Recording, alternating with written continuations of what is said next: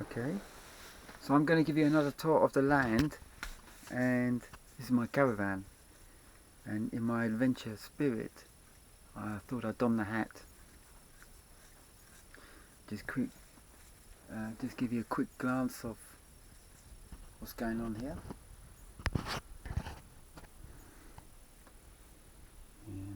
Gulliver in Liverpool. I'm reading this in Spanish.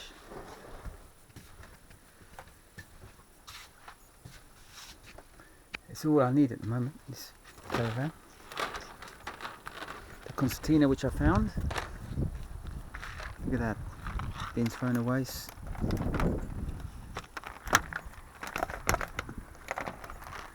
Well, doors don't close properly, but I use these one of these strands to unblock the sink inside the caravan. It's absolutely perfect for it.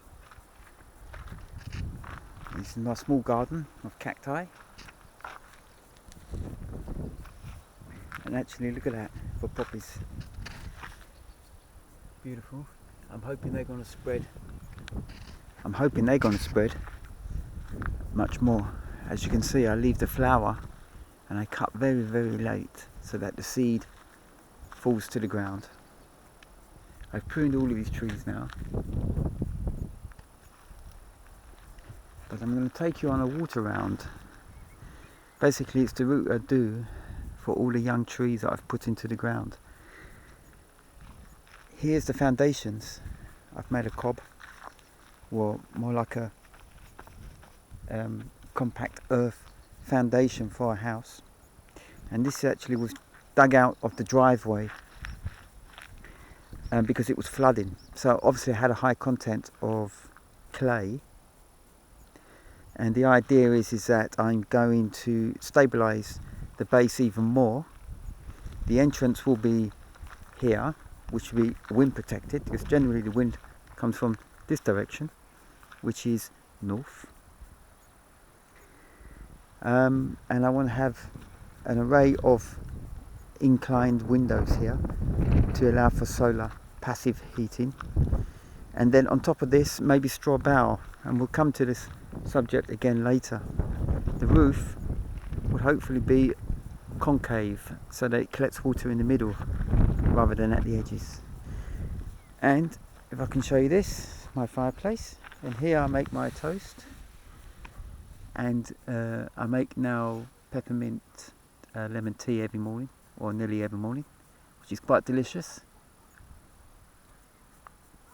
And actually the charcoal which you see there is bio-char, and I will show you where I make that at the end of this journey. Let's have a look at what's going on here. And I've given this almond quite a place. This is an old wall which was disguised as rubble, and I've rebuilt this whole area with unintentional foresight. I've created a space here probably for an outbuilding which may house solar panels, a generator shed or something like that. And there's my windbreak of cypress trees, as you can see, which are doing very well after 3 years. You get a few casualties, so that's a new one that's gone in there. Back to the almond tree, and some of my grass which I'm crossing my fingers hoping that they will take, and I will show you a graft which is successful. But these are plums grafted onto almond, and they haven't yet budded out, but they're not dead. You can see I've made a bit of a quarry here. In days of old they would have just piled up loads of stones and then built walls on top of them. And you can see here where I've actually, just outside the caravan, created new beds around the bases of these trees to smarten up things. And here, a stepway through into the next field. And whilst we're passing, my nispera, or what we call Japanese locat, you can see the fruit is on there. It's very early, and this is the fruit which I want to introduce to the Gambia. I want to take the seeds out there. They're rather big seeds, but look at that. That plant has had one watering this year. It can survive severe droughts. I can now almost forget about it and just relish the fruit which it bears, which is very, very, very nice. A tree that was planted by all my friends. There's a video on my website about that one. This is what I call my dad's field, and he hasn't pruned these for quite a few years, and you can see the difference between these trees because there's a lot of basil growth underneath them. I've got plans for this field, but I leave this field for my dad to prune because he likes to prune his own particular way. Here is a sweet chestnut. It's the only one I got, but I've taken a couple of cuttings and they are growing. And the idea of this field was that I would actually introduce nut crops, and I think my dad is keen on nut crops. Let's move on to one of my other joys, which is my pomegranate. As soon as I planted this tree, it just stabilised so fast, it was incredible. Look at that. It again requires very little watering once it's established, but it's so fine, this tree. It's only been in there for a couple of years. And we'll carry on now. I've got a walnut which we're approaching, and this one I planted in commemoration of my father, who suffers from cancer, and we planted this together, and it dies back slowly. But look, we had a good winter here, and even though we just had a little bit of rain, it's been very dry for the last month, so I have to keep on watering. There's a nice mound of mulch and various stones and other materials under there to actually make the earth a bit deeper. And here we are. This was a graft I put in 2.5 years ago. It's a plum grafted onto an almond, and it's taken very well, and I'm looking forward to that. We'll see if it survives, but there is obviously a compatibility there which isn't as easy as one may think. I mean, here's a failure. You can see I've put these in, and already the grafting material is drying out. You can almost see it beginning to shrink. Okay, we carry on now. So this is the corner of our land. What you see next door is the chemicalised olive grove of our neighbour. Slowly all those herbs are dying underneath because they sprayed about 3 weeks ago. I like to keep things nice and natural, and here we are approaching the cemetery. And again, an interesting tree here which I planted in commemoration of my mother. It's called San Juan, Pear of San Juan, or La Pera de San Juan, and it's doing very well. It died back a little, but now it's established. We go through the cemetery. No dead dogs yet, or cats, for the last year, but we have a few casualties along the way, and they're at the end of their lives, basically, many of them, so I don't doubt I will be busy at some stage. A load of straw mulch. So this is my mulch pit, and I dig this and I create mulch at the base of my fruit trees so that it can conserve moisture. And I got this from a fair, the Firabril fair. I just turned up with my van the following day, and they were cleaning the area, and there it was, stacks of straw which was left for the workers, and they said I could have it. So I took out my guitar, played them a few songs, and lo and behold, I picked up a bargain, because you'll see at the polytunnel I have about 20 straw bales. Now look at this. This is interesting. This is a peach I planted on the day I left for my bicycle ride to Africa, and I have almost complete failure with peaches on this land. It's very difficult to get them established, but this is what you call own root peach tree, which means it's not been grafted, it grows on its own roots, and I think that's probably a very good indication of how I should go in the future. Plant trees on their own roots because they have more resilience and drought resistant qualities. We carry on. Here we are, there's a plum. I'm going to have a few plums this year, but not much. Yeah. I'll carry on. This is probably the biggest carob tree in the whole land.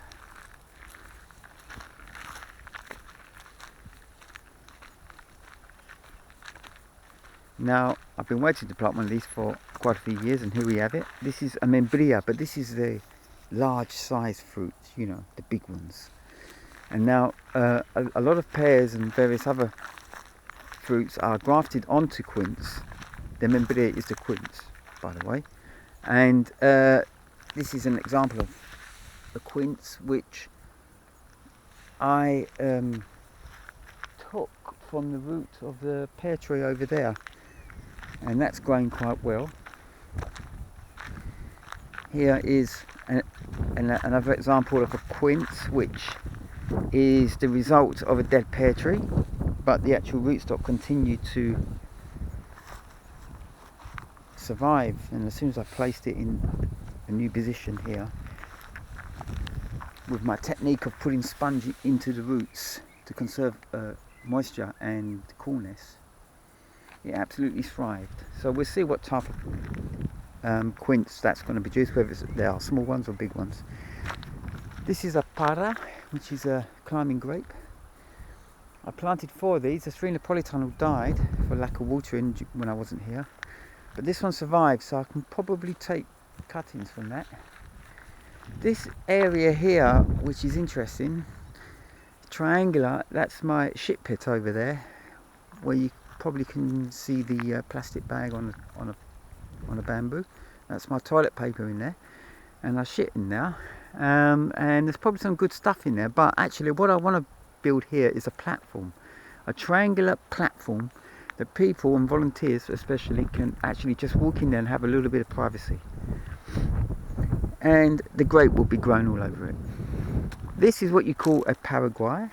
It's again related to peach. It does very well, much better than a peach, I think, on the grafted rootstocks. There's a tiny little Paraguay there, and considering all the stone that you see here, it's actually quite deep. So you've got to find your places of deep, fertile soils. That's going to give a tree a good chance of survival. Another graft onto almond, and not really a hint of growth on that, so I doubt that's going to survive either. Well, let's go here. I sit here with a cup of tea sometimes, and I look out over the dry riverbed, or what we call the barranco. And here we have it. You can see there's huge amounts of vegetation in Catalonia. And before I go too far, look at that. That's an avocado with a leaf chard underneath it.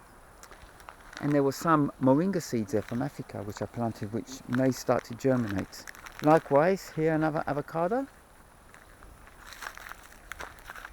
A fig which was here when we moved into the land. And I'll come back to that. Another avocado. So I know they're subtropical plants, but I've given them some sort of lease of life here. They were germinating from a compost heap. And a fig, which I bought from London. So I'm very, very hopeful for this fig, which is looking particularly happy with all that mulch underneath it. Now we have a problem here, look. This is what we call green briar. It's very prickly stuff. You can't pull this stuff out. It just keeps coming back. So I've got this technique of peeing on the green briar next to my caravan, and it's killing it. So if I pee into a bucket and I come here, as you can see, there's a huge amount of green briar in amongst wild asparagus. On established trees, pure urine can actually survive. The tree can actually survive the application of pure urine. So that's one idea which I may do: collect it in buckets and then douse the whole base of the plant with urine and see if that will kill the green briar off. Here is a pine which I've transplanted, funnily enough, because I wanted the pine tree. It was growing in a place where it was in a way, basically, and I knew I would have to chop it down at some stage, so I moved it now whilst it was young. There's a cherry growing over there. Apricots, very easy to grow in this country. Hardly take too much water or attention. I've got to be careful here because I'm approaching bee country now. I've got the beehives on the other side of that wall. And if you saw how they chase me around the land when I get too close to them sometimes. All these trees, well not all of them, but many of them do have names. This one's called Pity because he helped me plant it. It's a good friend of mine. It's another fig. And this is an interesting tree which I saw in the nursery. It's a Ziziphus. There are various related trees like juba berries and stuff like that, I think they call them. But that's doing particularly well, and that's definitely Mediterranean. And going back to our locat, this one died right down. This one's called Anna. But look at that, it came back. And once established, that's it. This tree can also be forgotten about. It would just grow of its own. Now, the cistern temple. Found a quick way of using coffee bags, which are given to me free, filled up with rocks to increase the height of the walls very fast, because it's very difficult to actually get large size rocks to continue my dry stone walling. So this is probably the quickest way I can get the cistern up. And if I show you inside, you can see the aperture, which is going to be infilled with concrete, but I'm not sure if it needs concrete. We have a mixture. You can see how thick these walls are, and I don't want to over engineer this, but if I eventually go up to about this height, which is about 2 meters maybe, even higher, there's going to be a 6 foot width of rock there, and if I can infill it with something like a mekla, which is a mix of gravel, which sets very, very hard like this, you see? Well, that's the sand. But there's a mekla which you can get from the quarries, and it sets like concrete. It's almost got a lime in it which bonds the material together. Failing that, I may just go with the idea of filling it with concrete. But this is a cistern, and I hope to dig a little bit deeper, excavate in the centre of that. Now these bags will rot, without a doubt. So I've got to get this up before they rot. I'm going to face the side of it here. You could probably get an example, better example here of what I'm going to do. Face it and backfill with concrete so it's more stable, and then I can just chuck a load of more rock in there. You can have a quick glance at the beehives, and as I say, I've got my way of approaching the beehives from under the trees. They don't like tree cover basically. And I've got 4 beehives on the go now. I divided 2 hives. They're very active. I divided 2 hives, and I've got there 3 empties at the moment, which are nationals. The problem is that they have a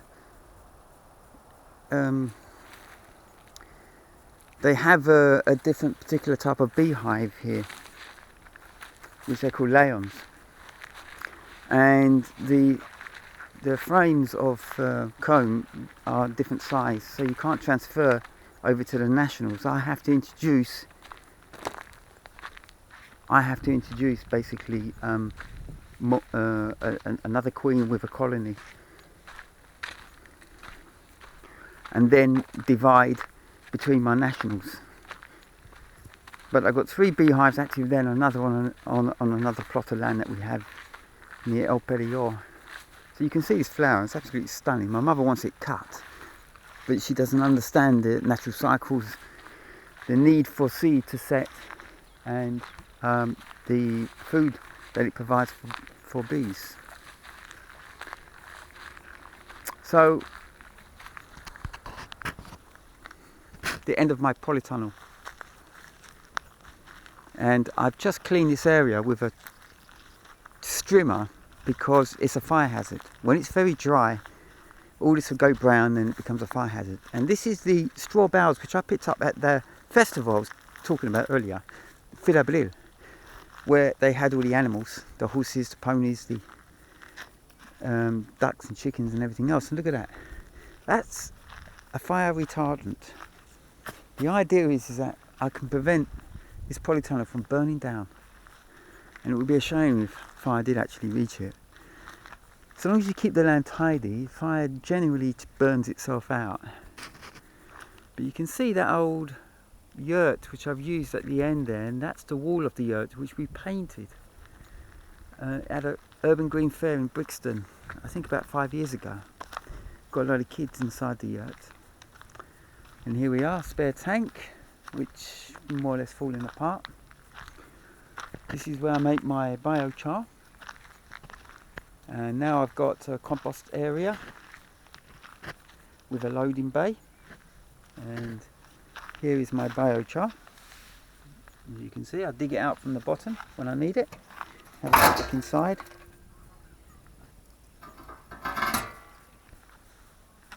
And the biochar is made from all the cuttings from the trees, which I prune every year. And here we have it, different grades of material. This is carob, which is only good for open fires, really. But here we have a lot of olive. Makes good biochar. I don't burn all the time. Here I've cleaned the other side of the polytunnel, as you can see, and it does rather look smart. I just wish I had a ride-on lawnmower. But let's go through the polytunnel, have a look what's going on. Here is my cistern, which 1,000 litres. I raised up another block to try and get more head on the irrigation system. And it's a real shame actually. Here's my battery shed. You can see. It's a real shame actually, because inside that battery shed I had a 12-volt pump which pumped water from the lower cistern here to the higher cistern. So there's two pumps going on. There's one from there inside the polytunnel which collects the rainfall. And let's go over there now. There's some bees in there having a good drink. As you can see, and I've got a sponge on the top of it just to prevent evaporation. And the water runs along here through these pipes and into the lower pump because it can't reach the higher pump on that 12-volt battery which I have. So I put another pump inside here which came across with a pressure switch on it, which meant that it would pump water from the bottom to the top up until a point, as you can see there's the tube, up until a point at which the ballcock inside cannot rise any higher and it cuts the flow off. And when it cuts the flow off, the pump cuts off, which means it doesn't run continuously. And I thought I could leave, there's a solar panel on the top there, you probably can't notice it too well, but there's a solar panel on the top. And I thought, well, rather than cook the batteries, if I have two pumps running, this one working on the pressure switch so that it's pumping water from the lower tank to the higher tank, and always kept this one topped up, I'd have a very good pressure on my irrigation system, which I could leave running continuously. And that means it would drain the battery and then the battery would charge up, and it would drain the battery and the battery would charge up, so it would never cook the battery when I'm not here. And there's my irrigation system, as you can see. I've got two pipes on the right bed, three pipes in the middle bed, and two more pipes on the left bed. So let's have a quick look, see what's going on here. Here's a compost bin for the kitchen waste, and I collect the juice which is coming and put that into my watering cans. And the loose straw which I picked up from that fair is now housing my tomatoes, pimientos or peppers, sweet peppers, aubergines, some herb in there, some geraniums which do very well, and also there's a couple of cucumber plants in there. And this year, for the first time, I am growing maize, sweet corn. So now that's beginning to establish itself, I'm very happy. When it gets a little bit bigger, just before I leave for England, I may put a load of straw around that as well. And as you can see, this is actually providing shade from mid-afternoon sun. And I've just raised up to about a foot higher today. So that this whole middle bed gets a bit more shade, and then it gets evening sun coming through the window created. And here we have two kiwis, male and female, doing very well. I was a bit anxious that they may not come back, but doing exceptionally well, planted by my volunteers Joseph and Irma, who stayed 3 months last year. And there's the other. And look at that. There's my little moringa press given to me from Africa, and I'm using it to make almond oil. And there's my almonds, some carobs to go back to London.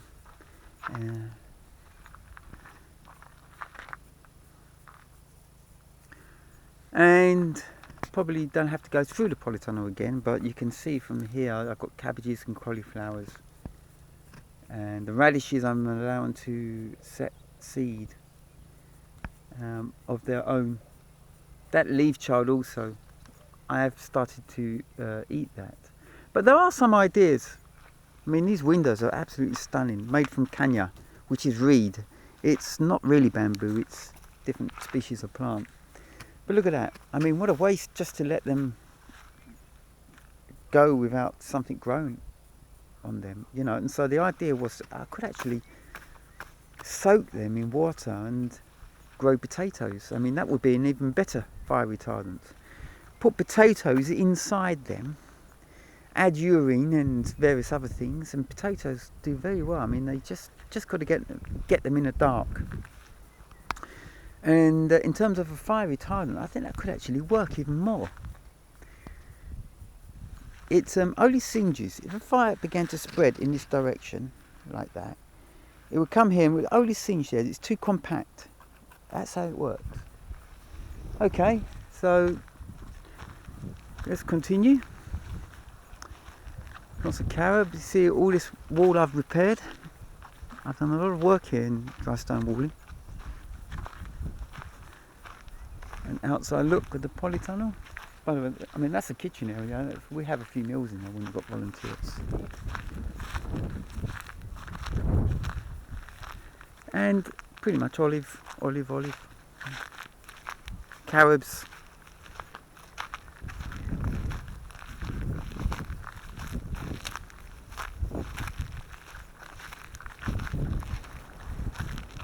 I've got ideas for an entrance way over there where my new road is going to be.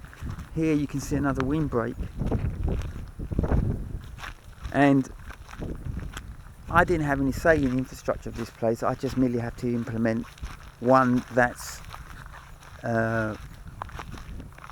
works with the ideas that my parents may have. And they built this dog pen, which is for one dog, my dog, Jerry. So when they built that and put a fence up, I thought this wall was completely unnecessary, so I started taking it apart, and actually this wall I'm using to fill up the coffee bags with. Yeah, and the windbreak, because the wind comes from this direction, and shade for my dog. And there's my dog. Is he going to come and say hello? Hello, Jerry boy. Hello, Jerry boy. Yeah, and there's the other dogs. Yeah. But a windbreak, and when they get up to at least 10 feet, then that would be a lovely bit of shade, because the sun moves around like this, you see? And I think that's everything that dog needs, shade and water. So I could repair parts of this wall. I do like the idea of repairing walls. Certainly this part here I've started already. You can see. So this is my main hub of activity. I like being here. away from the noise of the generators and